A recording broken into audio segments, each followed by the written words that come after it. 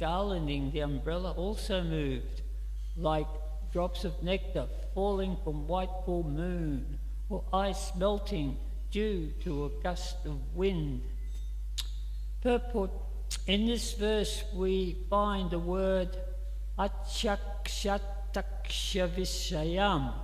The Supreme Lord cannot be seen by ordinary eyes, but he now became visible to the eyesight of the Kumaras.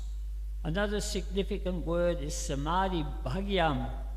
Meditators who are very fortunate can see the Vishnu form of the Lord within their hearts by following the yogic process. But to see him face to face is a different matter. This is only possible for pure devotees. The Kumaras, therefore, upon seeing the Lord coming forward with his associates, who were holding an umbrella and a chamra fan, were struck with wonder that they were seeing the Lord face to face. It is said that in the Brahma Samhita, the devotees, being elevated in the love of Godhead, always see Shyama Sundara, the Supreme Personality of Godhead, within their hearts. But when they are mature, the same God is visible before them face to face. For ordinary persons, the Lord is not visible. However, when one can understand the significance of his holy name, and one engages himself in the devotional service of the Lord, beginning with the tongue, by chanting and tasting prasad, then gradually the Lord reveals himself. Thus the devotee constantly sees the Lord within his heart, and in a more mature stage, one can see the same Lord directly as we see everything else. So I'll just read the translation from text 37. At that very moment, the Lord, who is called Padmanabha because of the lotus growing from his navel, and who is the delight of the righteous, learned about insult offered by his own servants to the saints. Accompanied by his spouse, the goddess of fortune, he went to the spot on those very feet sought for by recluses and great sages. And in text 38, the sages, headed by Sanat Rishi, saw that the Supreme Personality of Godhead, Vishnu, who was formerly visible only within their hearts in ecstatic trance, had now come visible to their eyes. As he came forward, accompanied by his own associates bearing all paraphernalia, such as an umbrella and chamra fan, the white bunches of hair moved very gently like two swans, and due to their favourable breeze, the pearls garlanding the umbrella also moved like drops of nectar falling from the white full moon or ice melting due to a gust of wind. Aginat Timrandasya Tinanjana Slakaya Chaksurun Militam Yena Tashmahi Shri Gurave Namaha Dugame Pati Vindasya Skalapate Gatibuhu Shvakripa Yustudanina Shanta Shantu Valambanam.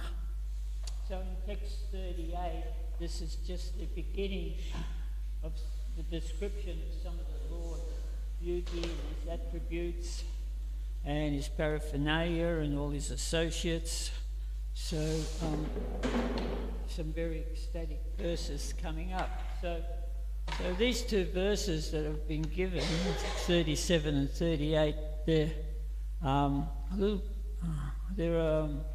little bit different from each other. So in the first verse there, the Lord has heard about the commotion that is going on at the seventh gate just before he comes to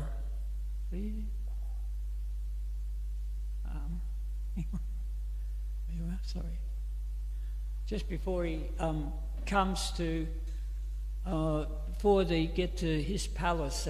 It's the last gate. So somehow or other, by their ecstasy and their purity, they've come up to that gate in Brahma Samhita. It is said that there are other doorkeepers also at all the gates, but these particular doorkeepers, they somehow or other took exception to the Lord, and they blocked their way, and they are suffering the consequences of it. So the Lord, seeing that to avoid that, the worst thing that could possibly happen is that they sort of become condemned to go to the lower regions of the material universe and lose contact with the Lord. He is making his way to that scene of the commotion. So Prabhupada states in the purport here that the devotees are never vanquished. So this is stated by Krishna in the Bhagavad Gita 9:31. Chipram bhavati dharmatma shashvak chantim nigachati kuntiya parijanihi name bhakti pranasyati.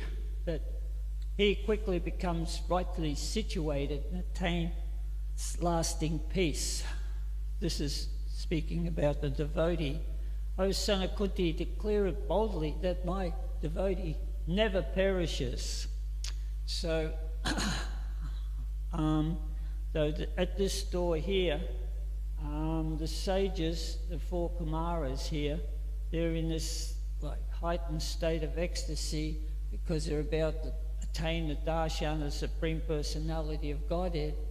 And the 2 faithful servants of the Lord who have the best intentions for the Lord on their mind, they thrown into a bit of a state of confusion here, because here they're performing their duty, and here's these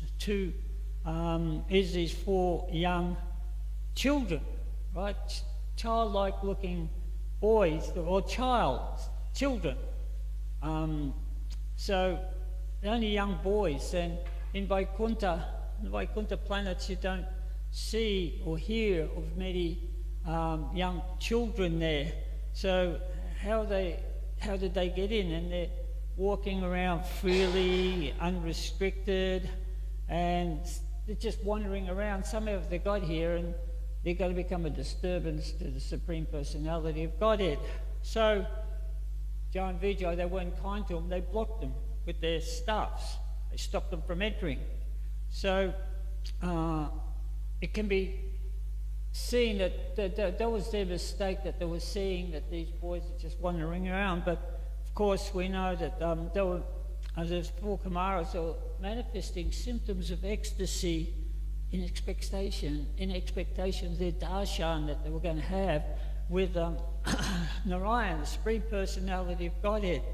And for the doorkeepers, they mistook this erratic behaviour as part of young children factually just being who they are. So they didn't recognise the ecstatic emotions or those expressions of bhav, that love of Godhead.